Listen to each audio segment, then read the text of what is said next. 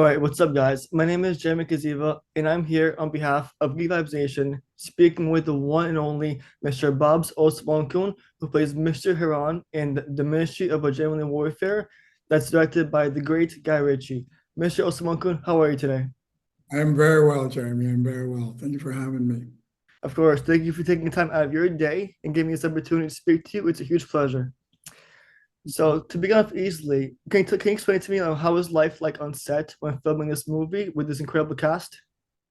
It was really cool. It was really fun. Of course, it all starts with Guy, and right from the first day on, he was on, we were on, and it was myself and Asa starting off this film. And for the first couple of weeks, we just had a great time, just to play. Really, we were playing. I think in all the interviews, that's something I should say more. We were playing and having fun, and yeah, and then working with the rest of the gang, the boys. It was fantastic. So we had a wonderful, wonderful time. Awesome. So, did this movie have any CGI or practical effects? Yeah. Say that again, please, Jeremy. In this movie, did this movie have like a fair amount of CGI or more practical effects? I'd say more practical effects. More practical effects. Yeah, yeah, yeah. Not CGI, more practical effects. Yeah. All right. So can you briefly describe the character that you play and what influenced you or inspired you to play this role in the film? I play a character called Richard Herron, and Richard Herron is a covert operative for the SOE. And was a covert unit created by Winston Churchill and a small group of military officials during World War II. And one of those officials was Ian Fleming, who created the James Bond character and wrote all those books.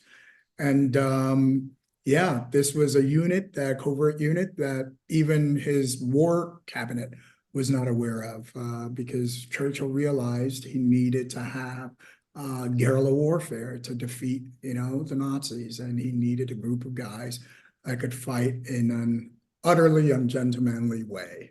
But Heron, my character, is sort of the guy that goes in covertly and develops relationships on the ground, on the island of Fernando Po on this particular mission that we capture in the film.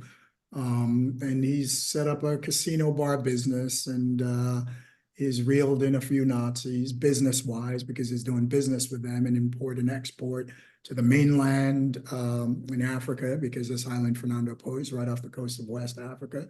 So yeah, you just have this character, and we can maybe reference Casablanca.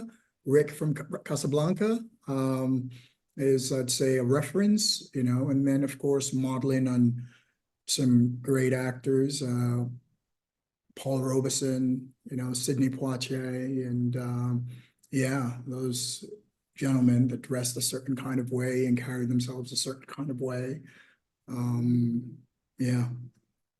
So this movie is based on a true story, which everyone knows by now. So how did it feel to create a film that was based, first of all, on a true story, and it's also directed by the incredible Guy Ritchie, and Mm. just bringing a moment from history into life like this?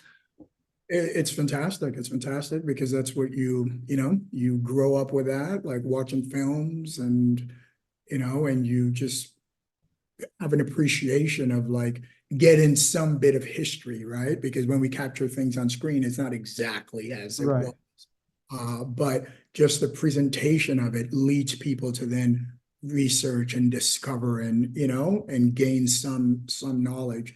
So to have that opportunity is, of course, a beautiful thing, to live this thing that I've seen done many times before, and to live our version of it and bring this particular story that was classified up until 2018. Those files were just declassified by the British government, so, and then to have the quintessential British director, Guy Ritchie, doing it, who is just a master of action and like just witty and dynamic filmmaking, to be in that sandbox, in that playground, was fantastic. So did this movie have any like challenging scenes to film, and like were there any scenes that took a lot of takes to complete in this movie? Not particularly. Guy tends to shoot fast. He knows what he wants, and then when he sees it, he moves on. I can be like, "Hey, Guy, do you mind?" Once in a blue moon, he'll humor you. And like, okay, but really, he's very he knows what he wants. He's tight with with the Mhm. parameters of things. Unless you, yeah. He's just he knows he's done it enough, he's seen it enough that he knows when it's right. And you Yeah. might not think it's right, but then when you see it, you're like, oh yeah, you know, uh, that happened to me at least once with him. So Yeah, yeah, that guy is amazing. Having seen his previous films, I'm in awe of this film. I loved it, and I couldn't watch it any more times now. thank you, Jeremy. Thank Of you. course. So in this film, I noticed how your screen time with your co-star Isa Gonzalez, like you're with her like almost throughout the whole movie. How do you feel to work alongside a huge actress like her, and did you learn anything new from her? Uh she was fantastic to work with. And we had a lot of scenes together, but it was really just very enjoyable and very easy to connect. I love working with actors that are open and that can look you in the eye and stay connected and that are easy with their energy. And Asa I found to be very, very lovely and just very easy with her energy. She was just trying to get the work done in a very meaningful way. Mhm. So we're really just focused on connecting and having this relationship that was, that was truthful and that would move this story forward. So we absolutely had a great time together and helped each other with like just getting new dialogue because Guy would throw new dialogue at us like every single morning. And she was getting a ton, and so I was helping her with that. She was in turn helping me. So just really, really rehearsing in the moment and, as they're setting up and just really trying to make things work as much as possible. So yeah, it was beautiful to work with Asa. So speaking of dialogue, how much of it was improv exactly? Do you know? Um, I'd say none of it because Guy would then, because improvising Guy is coming up with a dialogue the night before, usually really the morning of, would sit in this trailer and he's like, yeah, throw that out. Yeah, all that you worked on for the last 2 months, get rid of that. This is what it's going to be. And even in moments, you'd be like, that doesn't work. No, this works like this. And so we were all improvising together. Did the Mhm. actors, did we, the actors, then come up with something? Maybe here and there. But really, it was just that dynamic, in the moment to moment energy that Guy brought to it that really fed the dialogue.